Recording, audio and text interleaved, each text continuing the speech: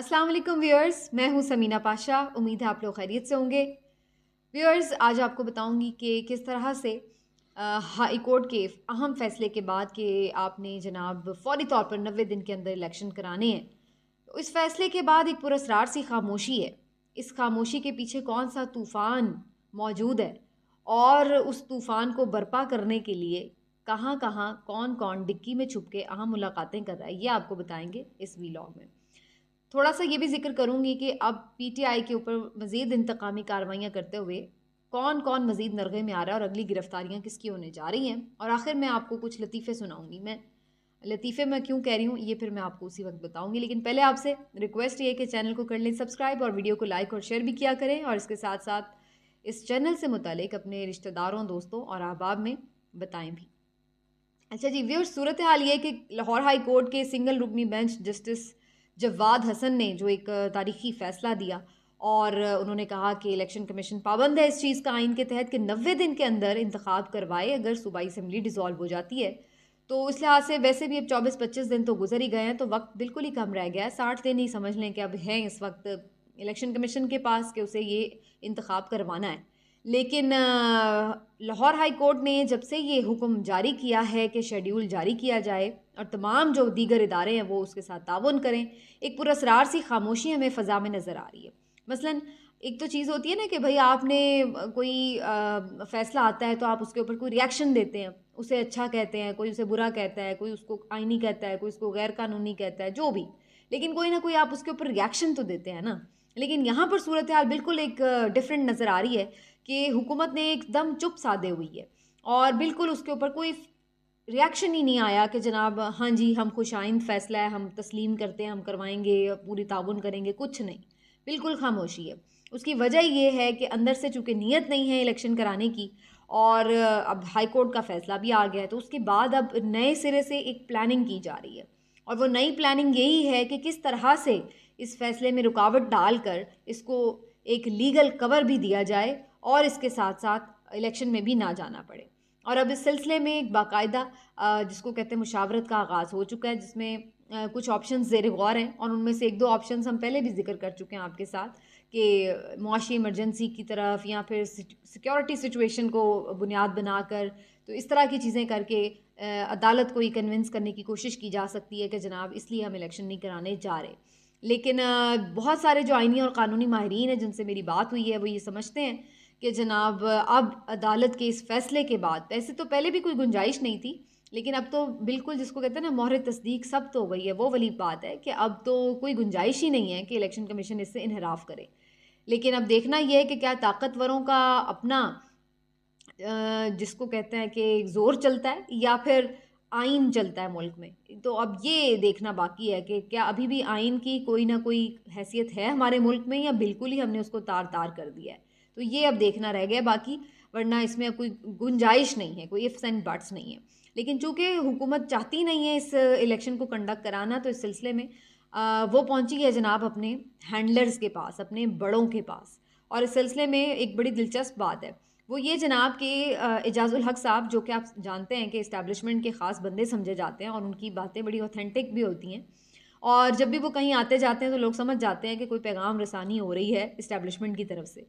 तो जनाब एजाज़ुल हक साहब ने एक अहम ट्वीट किया, और उन्होंने ये ट्वीट लिखा कि डिक्की में अहम लोग बैठकर हुकूमती वफ़द जो है वो पहुंचा है एक ख़ास जगह पर, और वहाँ जाकर उन्होंने बड़े लोगों से मुलाकातें करके सारी जो इलेक्शन कमीशन की आगे की सारी प्रोसेस है उसको डिस्कस किया है, और हाई कोर्ट का जो फैसला है उसके ऊपर अपना जो रोना धोना है वो उन्होंने दुहाई डाल दी है कि जनाब ये क्या हमारे साथ आप कर रहे हैं। तो अब इसके ऊपर जो है अब एक नई प्लानिंग जो है उस पर अमल दरामद शुरू किया जाएगा कि किस तरह से इस फैसले को जो है वो पसे पुश्त डालना है। तो ये एक बड़ी उनकी जो डिक्की में छुप के मुलाकातों का सीन है वो दोबारा से ऑन हुआ है। अच्छा, अब ये ट्वीट उन्होंने किया है एजाज़ुल हक साहब ने, और उसके थोड़ी ही देर बाद वो ट्वीट उन्होंने डिलीट भी कर दी। मज़े की बात ये है, और ये पहले भी हो चुका है। पहले भी एजाज़ुल हक साहब ने एक इसी तरह से बड़ी अहम ट्वीट की और उसके बाद कुछ ही घंटों बाद उनको वो ट्वीट डिलीट करना पड़ी। अब वो उन्होंने ख़ुद डिलीट की या कहीं से कोई दबाव आया तो उन्होंने डिलीट की करवाई गई, ये तो वो खुद ही इस पर बेहतर है कि कमेंट करें। लेकिन जो इस पे बज़ाहिर नज़र आता है वो यही कि उनसे वो ट्वीट डिलीट करवाई गई थी। और अभी भी ऐसी ही सूरत हाल हुई है बिल्कुल, कि जैसे ही उन्होंने ये ट्वीट किया उसके चंद घंटों बाद ही उनको वो ट्वीट डिलीट करवा दी गई है। बज़ाहिर मैं तो यही समझ रही हूँ, इससे मेरी असेसमेंट तो यही है। वरना क्योंकि उसमें कोई ऐसी चीज़ तो है नहीं थी कि जिस पे वो खुद अगर डिलीट उन्होंने अपनी मर्ज़ी से की होती तो वो आके उसकी कोई एक्सप्लेनेशन दे देते। मैंने बहुत सारे लोगों को देखा है ट्वीट डिलीट करते हैं तो वो बता देते हैं कि जी मैंने ये फ़लाँ ट्वीट की थी, इसमें ये एक एरर आ गया था, इस वजह से मैं इसको डिलीट कर रहा हूँ। या कोई और उसकी वजह हो तो वो वजह बयान कर देते हैं। लेकिन जाज़ुल हक़ साहब ने कोई वजह बयान नहीं की और ट्वीट जो थी वो डिलीट कर दी। तो बहरहाल वो ट्वीट का डिलीट होना तो अपनी जगह, लेकिन बहरहाल खबर तो बाहर आ गई है और ख़बर उन्होंने यही दी है कि डिक्की में फिर से मुलाकात हुई है और पाँव पड़ गए हैं लोग हुकूमती जाकर अपने हैंडलर्स के, सहूलतकारों के, कि हमें बचा लें, हम इलेक्शन में नहीं जा सकते, जो हमारा हाल है इस वक्त।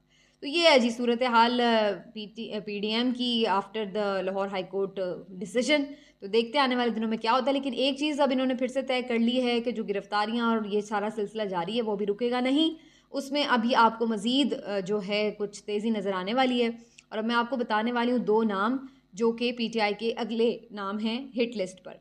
एक तो है जनाब उसमें सियालकोट से मशहूर उस्मान डार साहब, जो कि SAPM भी थे पिछले दौर में इमरान खान साहब के, और बड़े वोकल हैं और बड़े आपको मालूम है कि टॉक शोज़ में, मीडिया में बड़े बढ़ चढ़ कर डिफेंड करते हैं पार्टी को। तो बहरहाल ख्वाजा आसिफ साहब को वो एक आँख नहीं भाते और ख्वाजा आसिफ साहब को वो बहुत टफ़ टाइम देते भी हैं। तो ख्वाजा आसिफ साहब को टफ़ टाइम देने वाले उस्मान डार साहब जो है अब उनका टफ़ टाइम लगता है कि शुरू होने वाला है। और इस सिलसिले में अब बाकायदा उनके ऊपर मुकदमात भी दर्ज कर लिए गए हैं। उनकी गिरफ़्तारी के लिए भी जो अहकामात हैं वो जारी हो चुके हैं। और दूसरी तरफ उस्मान डार साहब जो हैं वो फ़िलहाल थोड़े मंजर से गायब हो गए हैं और उन्होंने थोड़ा जिसको कहते हैं ना अपने फ़ोन शोन भी इधर उधर बंद कर लिए हैं और फ़िलहाल वो कहीं सामने भी नज़र नहीं आ रहे। तो वो थोड़ा सा साइड लाइन हो गए हैं। तो एक तो ये है और दूसरा नाम है जनाब शौकत तरीन साहब का, जो कि साबिक वज़ीर ख़ज़ाना भी थे। अच्छा, शौकत तरीन साहब के बारे में अभी जावेद चौधरी साहब ने अपने कॉलम में लिखा कि जनाब जनरल बाजवा ने बताया कि जी उन्होंने कोई नैब के केसेस माफ़ करवाने के लिए भी बात की थी वगैरह वगैरह। तो बड़ी दिलचस्प बात है। मैं ये सोच रही थी जब मुझे एकदम से ये खबर मिली कि शौकत तरीन साहब की अरेस्ट करने के हवाले से कुछ खबरें चल रही हैं, तो मैं ये समझी कि शायद वो उन केसेस में कोई चक्कर हुआ होगा। लेकिन बाद में मुझे बड़ा सुन के ताज्जुब हुआ कि उनको किस किस मुकदमे में डाला गया है। उनके ऊपर जनाब वो मुकदमा डाला गया है FIA की तरफ से कि जिसमें आपको याद होगा कि एक कॉल लीक हुई थी जिसमें वो पंजाब के वज़ीर ख़ज़ाना और खैबर पख्तूनख्वा के वज़ीर ख़ज़ाना से बात करते हुए कह रहे थे कि IMF के साथ जो डील है उसके बारे में चीज़ें हम सामने रख देंगे कि जी ये पॉसिबल नहीं हमारे लिए और ये वो। तो उनके ऊपर इस लीक्ड कॉल की बुनियाद पर मुकदमा दर्ज किया गया है कि जनाब ये तो पाकिस्तान के ख़िलाफ़ साजिश कर रहे थे कि इन्हें IMF की डील ना मिले पाकिस्तान को, पाकिस्तान डिफ़ॉल्ट कर जाए। तो ये पाकिस्तान के ख़िलाफ़ साजिश कर रहे थे, लिहाजा ये भी बगावत के ज़िम्मे में आता है। तो इसके ऊपर जो है FIA ने उनके ऊपर मुकदमा बनाया और उनकी गिरफ़्तारी के लिए वज़ारत दाखिला से इजाज़त भी तलब कर ली है, मिल भी गई है शायद। तो जनाब अब उनकी भी गिरफ़्तारी, बल्कि सोशल मीडिया पर तो चल भी रहा था कि शायद वो हो गए अरेस्ट, फिर बाद में कुछ हलकों ने तरदीद भी की कि नहीं जी अरेस्ट नहीं हुए। तो बहरहाल जी शौकत तरीन साहब भी अब नरगे में आ गए हैं और मुझे उनके लिए पर्सनली भी मैं सोच रही थी कि वो तो एक ब्यूरोक्रेट से आदमी है, एक बल्कि कहना चाहिए सॉरी टेक्नोक्रेट से आदमी है। वो कोई ऐसे एक नज़रियाती पॉलिटिकल वर्कर या एक जद्दोजहद शुरू से जैसे होता है आप पार्टी से किसी से मुंसलिक है, तो वो वाला मामला तो नहीं है। ऐसे जो वर्कर्स होते हैं जो ऊपर लीडरशिप में कन्वर्ट हुए होते हैं वो तो ज़रा सख्त जान होते हैं, चलो जी जेलें काटी होती हैं, मारे खाई होती हैं। तो शौकत तरीन साहब जिस तरह के कैलिबर से हैं वो तो एक टेक्नोक्रेट से आदमी हैं, उस तरह से पॉलिटिक्स उन्होंने कोई जाके अवामी सियासत तो की नहीं है और अब उनको भी ये मुकदमे और पकड़ धक्कड़ का सामना करना पड़ेगा। लेकिन ये बड़ी हैरत अंगेज़ बात है। तो अगले ये 2 नाम जो हैं ये बहरहाल हिट लिस्ट पर हैं, देखते हैं इनके साथ अब क्या होता है। और आखिर में जो मैंने बात की कि जी मईशत के हवाले से कुछ लतीफ़े हैं वो मैं आपको सुना दूँ। मईशत के हवाले से लतीफ़े ये हैं जनाब कि IMF ने भी कुछ डंडा चलाया और उन्होंने कहा है कि जनाब आप कशकोल उठा के तो हर दूसरे दिन आ जाते हैं मुँह उठा के, तो ज़रा अपने भी अपने गिरबानों में झांकें, अपने भी खर्चे वर्चे कम करें, तो फिर हमें भी कुछ तरस आए आपके ऊपर कि वाकई आप बड़े नीडी हैं। तो उसके बाद वज़ीर आज़म साहब ने एक किफ़ायत शहरी कमेटी बनाई और उन्होंने कहा कि आप तजावीज़ मुरतब करें कि किस तरह से हम अपने अखराजात कम कर सकते हैं। तो उसके बाद जो उन्होंने तजावीज़ मुरतब की हैं वो उनमें से मेरा नहीं ख्याल है कि कोई 50-40-50% तजावीज़ पर भी अमल दरामद हो सकता है, क्योंकि वो बहुत ही मुश्किल काम है जो पाकिस्तान जैसे मुल्क में सिर्फ एक ख्वाब ही हो सकते हैं। मिसाल के तौर पर उसमें ये कहा गया है कि जनाब वफाकी काबीना का हुजम कम कर दिया जाए। अब आप देखिए कि जिन लोगों ने 85-86 मेंबर्स की काबीना बनाई है, उन्होंने अगर इतने ही वो समझदार होते तो वो बनाते ही क्यों, और क्या उनकी मजबूरियाँ हैं वो उस वजह से हैं। फिर उसके बाद उन्होंने कहा है कि जी सरकारी ख़जाने से किसी को भी 5 लाख रुपए से ज़्यादा पेंशन ना दी जाए, बड़ी गाड़ियाँ सारी जो हैं वो वापस ले ली जाएँ, मुराद कम कर दी जाएँ, सेनेटर्स की तमाम अरकान कौमी और सूबाई असम्बलियों की जो ये है मुख्तलिफ जो सैलरीज़ हैं वो 15% यानी 15% कम कर दी जाएँ। फिर इसी तरह से उन्होंने कहा है कि तमाम सरकारी मुलाजमीन, ब्यूरोक्रेट्स, जजेस और मुसल्लह अफवाज के अफसरान को सिर्फ एक प्लॉट दिया जाए, और अगर किसी के पास ऑलरेडी ज़्यादा प्लॉट्स हैं तो वो नीलाम कर दिए जाएँ।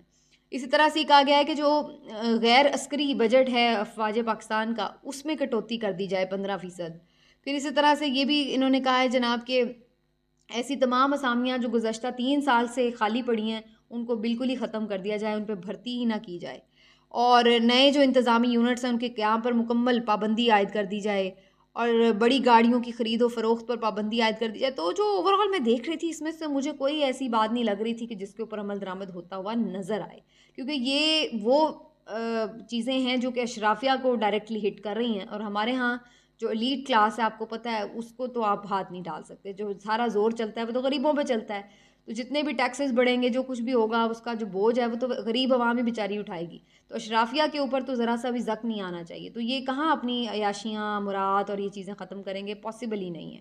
तो ये तमाम तजावीज़ सिर्फ तजावीज़ की हद तक तो हमें नज़र आएंगी, लेकिन इसके ऊपर अमल दरामद होता नामुमकिन सी बात है। मिलते हैं अगले व्लॉग में, अपना ख्याल रखिए। अल्लाह हाफ़िज़।